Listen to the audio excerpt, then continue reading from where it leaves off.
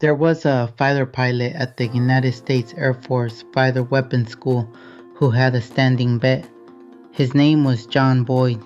The bet was this: he would let you start the fight from the position of total advantage.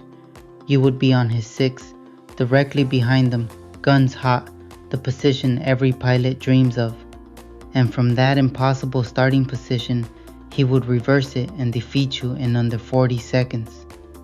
According to his biographer, Robert Coram, plenty of pilots took that bet. Nobody ever collected. They called him 40-second Boyd. And here is why that matters for a podcast about discipline. Boyd did not stay in the cockpit. He walked into the Pentagon and rewrote how fighter aircraft were designed. His thinking shaped the F-15 and the F-16. And then he built a theory of competition so influential that it is now taught in business schools, cited by CEOs, and argued about in boardrooms 50 years later. A man who learned to win inside a cockpit changed how organizations think about winning. Welcome back to the Discipline Code. I am your host, and this is episode 8, From the Ring to the Boardroom. Today, we are going to do something specific. We are going to take the discipline built in combat sport and translate it into business strategy. Not with metaphors, not with motivational slogans about being a warrior in the marketplace, with evidence.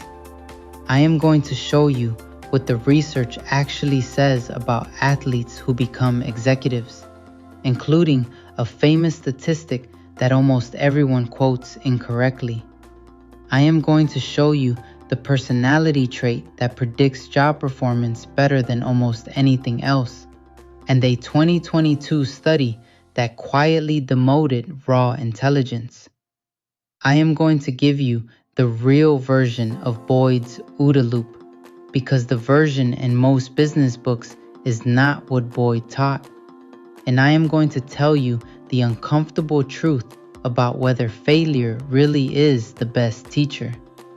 Along the way, I am going to be honest about the limits of this translation, because discipline does not transfer automatically from the ring to the boardroom. It has to be translated deliberately. And by the end of this episode, you will know exactly how. Let us start with what the data says about fighters and executives.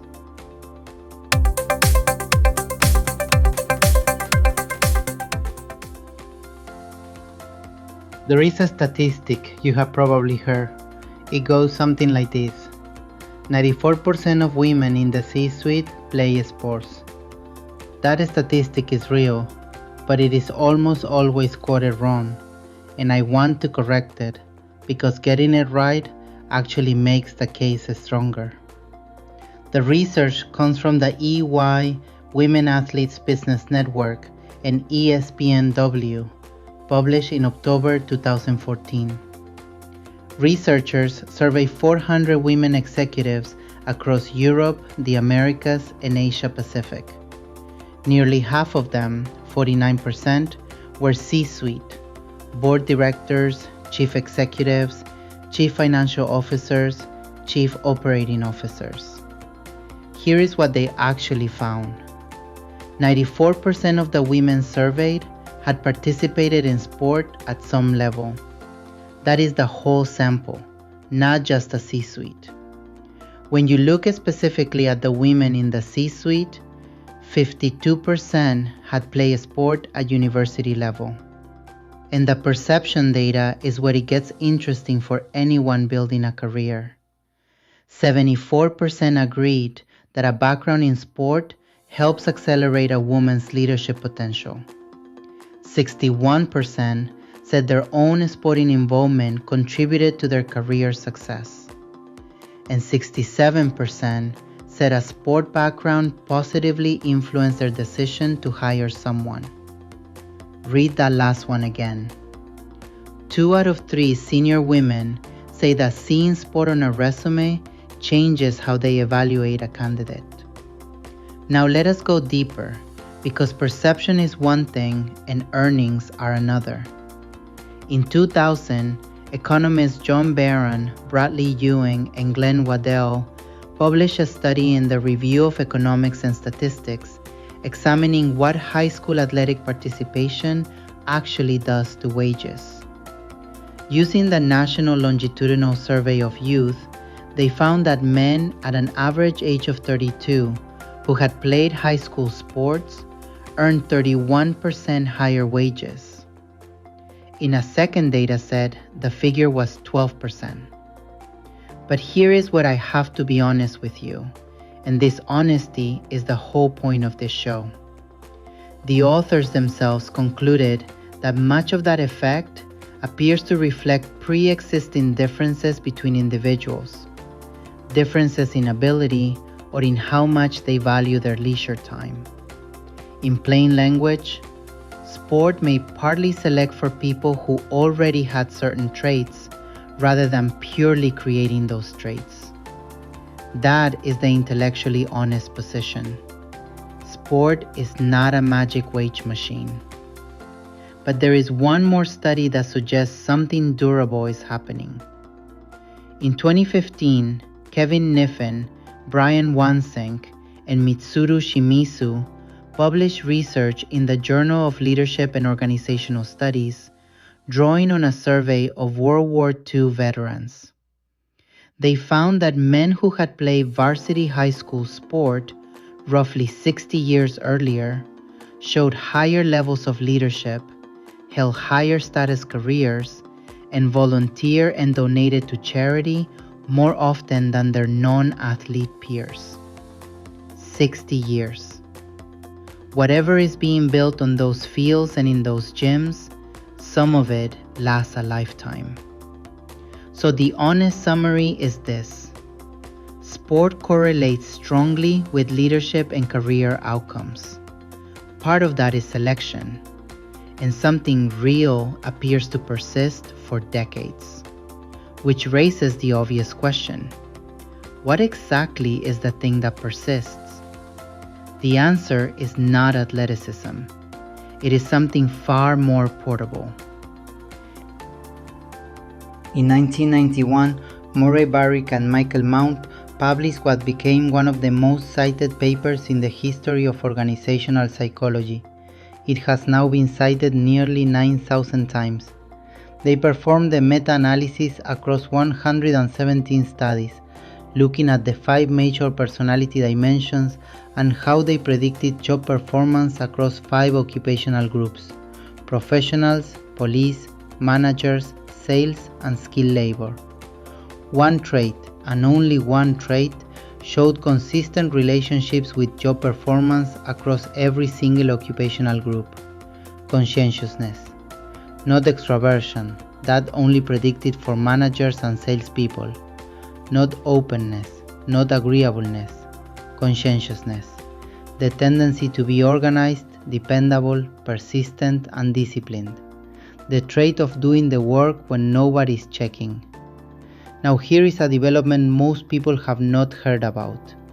In 2022, Paul Sackett, Charlene Sang, Christopher Berry, and Philip Levens published a paper in the Journal of Applied Psychology that quietly revised decades of hiring science. They demonstrated that previous meta-analyses had systematically overcorrected their statistics, inflating how well various selection methods predict performance. Their conclusion, in their own words, was that predictor criterion relationships are considerably lower than previously thought. When they recalculated, the rankings changed. Structured interviews came out on top at 0.42, job knowledge tests at 0.40. General mental ability, raw cognitive horsepower, long considered the king of predictors, dropped to 0.31. Think about what that means. Raw intelligence got demoted. Structured, disciplined, systematic process got promoted. And then there is the study that should be printed on the wall of every gym.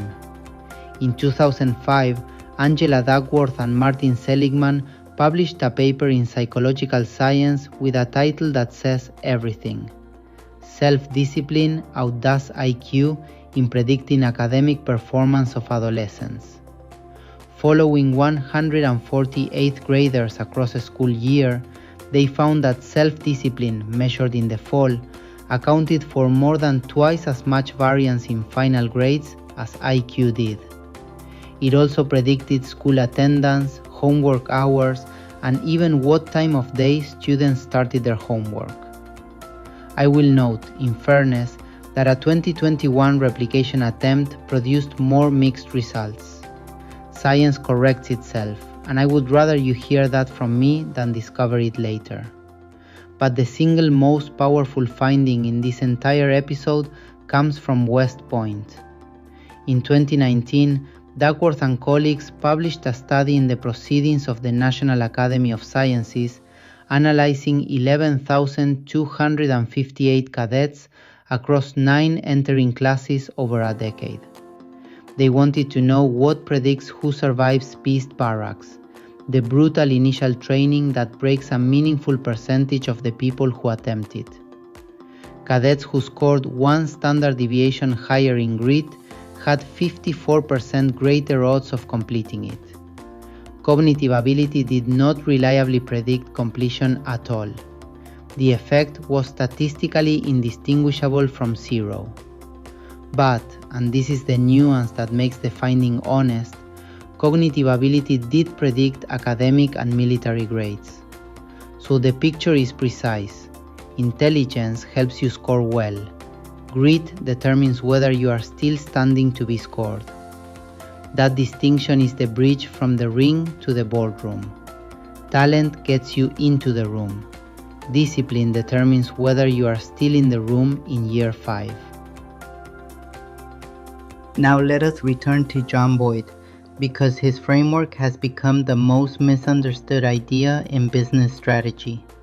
You have probably seen the OODA Loop, 4 boxes arranged in a circle: observe, orient, decide, act.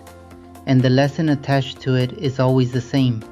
Whoever cycles through the loop fastest wins. Outspeed your competitor. Get inside their decision cycle. Here is the problem. That is not what Boyd taught. Chet Richards, writing in a peer-reviewed article for the Royal Norwegian Naval Academy's journal, Necesse, in 2020, went back to the primary sources. Boyd's complete strategic briefing ran to 323 slides and roughly 36,000 words. And what Richards documents is striking. Boyd never drew the OODA loop as a simple circle, not once in any of his works. The only OODA diagram Boyd ever drew appears in his final presentation, The Essence of Winning and Losing, from 1996, and it is a complex system diagram with feedback loops running in multiple directions, not a tidy cycle. Boyd himself only ever called it a sketch, nor did he ever describe it as a sequential process in any of his presentations on competitive strategy. And on the speed obsession, Richards is direct. Acting at a faster tempo, while often useful, is not a good general principle for success in competitions. So what did Boyd actually mean? Orientation is the center of the entire framework, not one of 4 equal steps, the hub that everything else runs through. Orientation is your mental model, your training, your culture, your accumulated experience, your genetic heritage, the way you have learned to see a situation. It is the lens through which observation becomes meaning. And Boyd's insight was that when a team shares a deep, well-trained orientation, they can act almost immediately from it, drawing on what he called their repertoire, executed with what the Germans call Fingerspitzengefühl, fingertip feel. Any fighter understands this instantly. In the ring, you do not observe a punch, orient to it, decide on a counter, and then act. There is no time. What actually happens is that 10,000 rounds of training have built an orientation so deep that the correct response emerges before conscious thought arrives. The business translation is not move faster. It is this: invest in orientation. Build the shared mental models, the deep domain knowledge, the trained instincts, and the team culture that let good decisions emerge without a committee meeting. Speed is a symptom of superior orientation. It is not the strategy itself. And if you want a sense of how little raw advantage guarantees, consider a finding from military historian Stephen Biddle, as summarized in that same Richards article. Since 1900, the larger force wins only about 60% of engagements. For the technologically superior force, the odds are almost exactly 50-50. Bigger and better equipped is barely better than a coin toss, which should be enormously encouraging to anyone who has ever felt outgunned. In combat sports, we do not talk about the fight, we talk about camp. Camp is the 8 to 12 weeks before the fight. It is where the outcome is actually decided. By the time you walk to the ring, the work is finished. You are simply collecting on it. Every serious fighter knows that the opponent is studied, the game plan is built, and the scenarios are rehearsed long before anyone throws a punch. The business equivalent of camp is preparation, and there is a specific tool from decision science that functions almost exactly like fight camp film study. It is called the pre-mortem, developed by psychologist Gary Klein and published in Harvard Business Review in September 2007. Here is how it works. Before you launch the project, you gather the team, you brief them on the plan, and then you tell them to imagine that it is a year from now and the project has failed spectacularly, completely. Then each person independently writes down every reason why it failed. Klein's reasoning for why this works is elegant. In his article, he cites 1989 research by Deborah Mitchell of Wharton, Jay Russo of Cornell, and Nancy Pennington of the University of Colorado, which found that prospective hindsight, imagining that an event has already occurred, increases the ability to correctly identify reasons for future outcomes by around 30%. But the real power is psychological.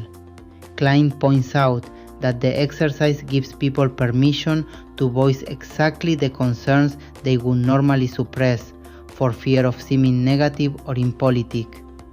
The junior analyst who has a bad feeling about the vendor suddenly has license to say it. That is film study. You are looking for the knockout before it lands.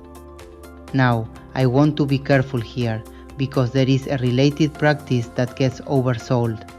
Scenario planning, building multiple detailed futures, is enormously popular in corporate strategy. But a 2023 review of reviews by Karen Cordova Pozo and Etienne Rouet, published in the journal Futures, found that the field shows remarkably little interest in rigorously evaluating whether scenarios actually work, and that positive assessments tend to rest on single case reports skewed towards successes. So prepare seriously, run your pre-mortems, but hold your forecast loosely, because the evidence that anyone can reliably predict the future is much thinner than the consulting industry suggests. Preparation is not about predicting the future correctly. It is about building a repertoire broad enough that whatever shows up, you have something for it. Every game plan survives until the first exchange. Then you find out who can adapt. The business environment has become measurably more volatile. Martin Reeves and Mike Daimler, writing in Harvard Business Review in 2011, documented that the volatility of business operating margins had more than doubled since 1980.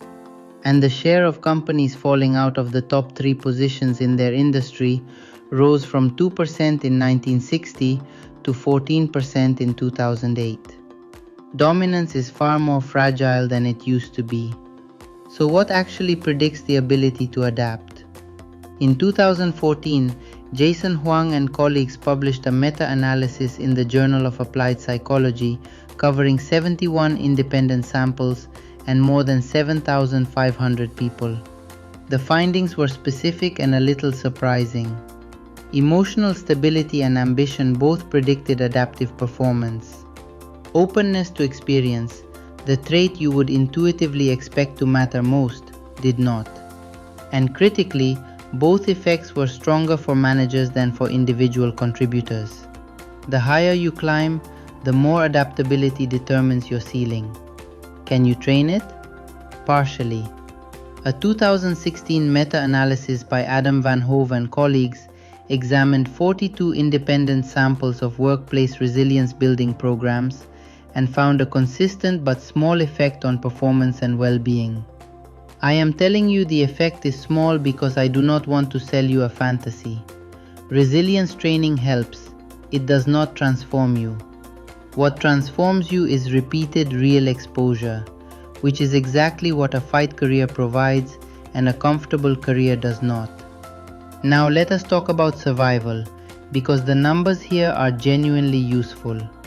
According to the Small Business Administration's Office of Advocacy, drawing on Bureau of Labor Statistics data covering 1994 through 2022, about 68% of new businesses survive 2 years. 49% survive 5 years. Only 34% survive 10. Half of everything dies inside 5 years. But here is the number nobody quotes, and it changes the entire emotional shape of the challenge. Of the businesses that reach 5 years, nearly 70% go on to reach 10. And of those that reach 10, 76% reach 15. The odds invert. Business is not a knockout sport. It is a championship round sport. Almost everyone gets stopped early. Survive the early rounds and the fight starts breaking your way. And now the uncomfortable finding I promised you. We love to say that failure is the best teacher. In 2010, Paul Gompers, Anna Kovner, Josh Lerner, and David Scharfstein published a study in the Journal of Financial Economics analyzing 9,790 ventures by 8,753 entrepreneurs between 1975 and 2000. They asked a simple question: how do you do on your next venture? Entrepreneurs who had previously succeeded had a 30% success rate on their next venture. First-time entrepreneurs, 18%. And entrepreneurs who had previously failed, 20%. Read that carefully. Previous failure bought you 2 percentage points over someone who had never tried at all. Previous success bought you 12. Failure, by itself, is not a teacher. It is just a loss. What makes a loss valuable is the thing that happens after it. The film review, the corner telling you the truth, the specific technical correction, the changed training plan. In episode 4, we talked about losing forward. This is the data behind it. A fighter who loses 13 times and studies every one of them becomes dangerous. A fighter who loses 13 times and blames the judges becomes retired. Failure without a feedback loop is just failure. Here is something no fighter would ever tolerate: getting punched while checking a message. And yet, that is a fair description of how most professional work now happens. In 2005, Gloria Mark, Victor Gonzalez, and Justin Harris published a detailed observational study of information workers at CHI, the premier human-computer interaction conference. They shadowed 24 workers and tracked every switch. What they found? People spent an average of about 11 minutes on a working sphere before switching to another. They juggled an average of nearly 12 different working spheres, and 57% of those working spheres were interrupted. 11 minutes. That is the length of about 3.5 boxing rounds, and it is the longest most knowledge workers go without changing what they are doing. Now, you may have heard a very famous statistic attached to this research, that it takes 23 minutes and 15 seconds to refocus after an interruption. I am not going to give you that number because it does not actually appear in that paper. It has been repeated so many times that it has taken on a life of its own. This show does not do that. What the research does show, and it is more interesting, comes from a follow-up study by Gloria Mark, Daniela Gudith, and Ulrich Klocke in 2008. They found something counterintuitive. People actually completed interrupted tasks in less time, with no measurable drop in quality. They compensated by working faster, but they paid for it somewhere else. The interrupted groups showed significantly higher stress, higher frustration, higher time pressure, and higher mental effort. The author's conclusion: interrupted work may be done faster, but at a price. Any fighter recognizes this immediately. You can absorb the shots and keep punching.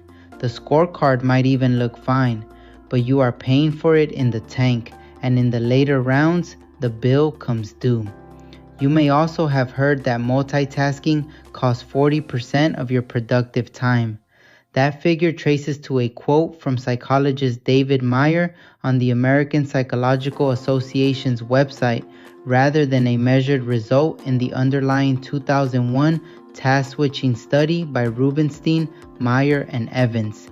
The study did clearly show that switching costs time, and that the cost grows as tasks get more complex.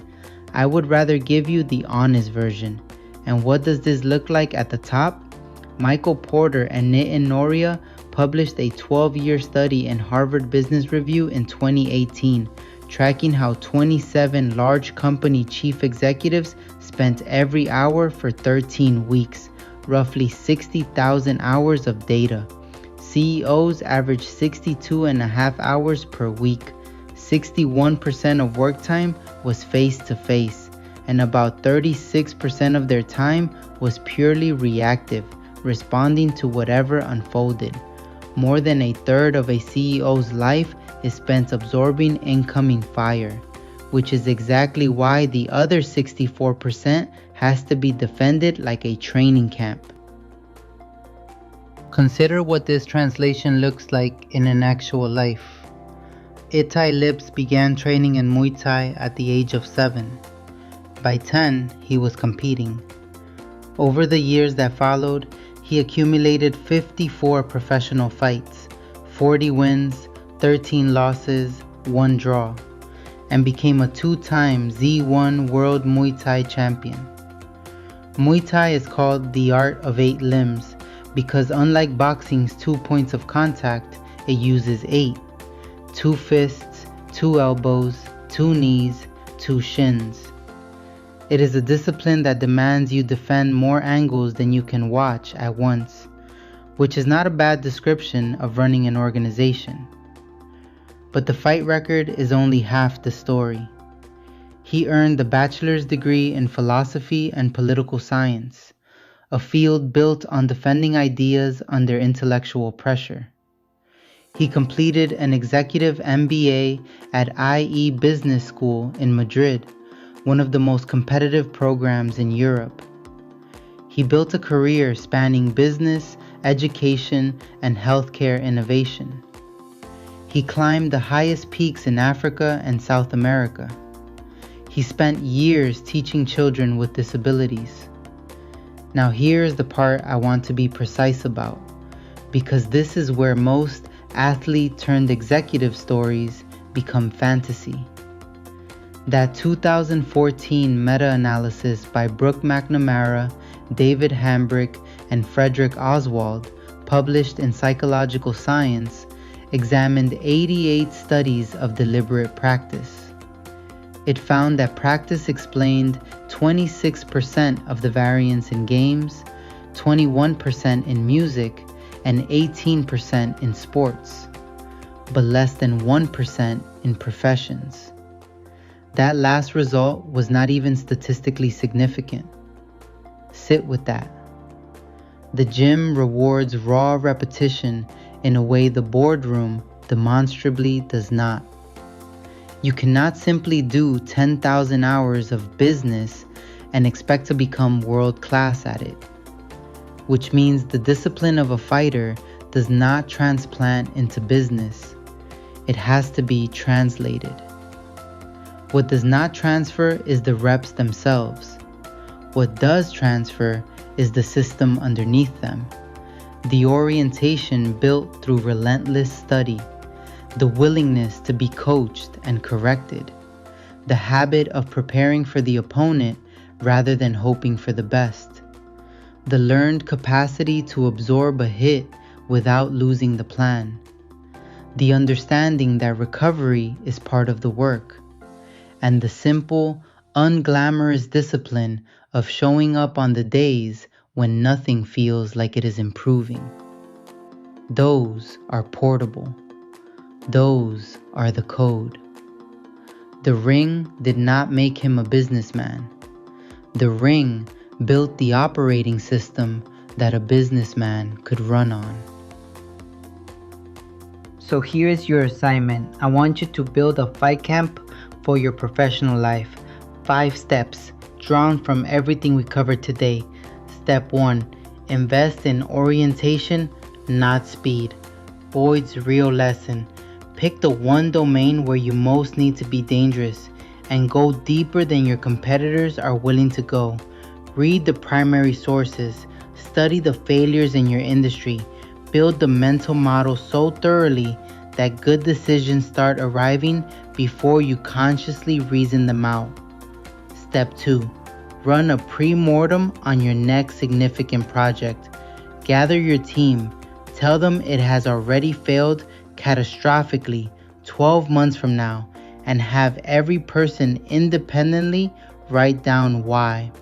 You will surface the risks that politeness normally buries. Step 3. Build a feedback loop before you need it. Remember the entrepreneurship data. Prior failure alone bought almost nothing. What converts a loss into an advantage is structured review. After every meaningful setback, write down 3 things: what actually happened, what you controlled, and the one specific change for next time. That is film study. Step 4. Defend your rounds. Knowledge workers average 11 minutes before switching, and interrupted work costs you in stress even when the output looks fine. Choose 2 protected blocks each day where the phone is in another room. Treat them the way a fighter treats training hours, non-negotiable and unglamorous. Step 5. Play for the championship rounds. Half of all businesses die within 5 years, but almost 70% of those that reach 5 make it to 10. Whatever you are building, ask yourself a different question than, is this working right now? Ask, am I still going to be standing in year 5? Because survival is not a consolation prize. In this sport, survival is the strategy. Orient, pre-mortem, review, defend your focus, survive to the later rounds.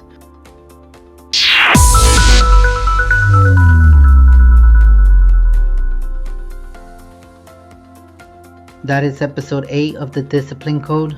Thank you for being here, and thank you for being willing to sit through the honest version, including the parts where the research complicates the story we would prefer to tell.